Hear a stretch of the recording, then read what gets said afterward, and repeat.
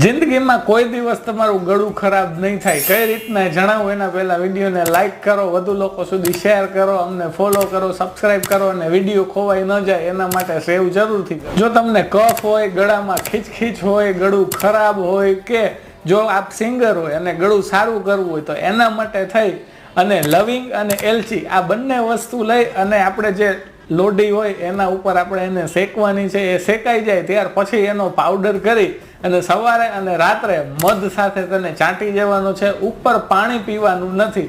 આ પ્રયોગ મોટા મોટા સિંગરો જેમ કે લતા મંગેશકર, આશા ભોસલે વગેરે સિંગરો પણ આ પ્રયોગ કરતા હતા.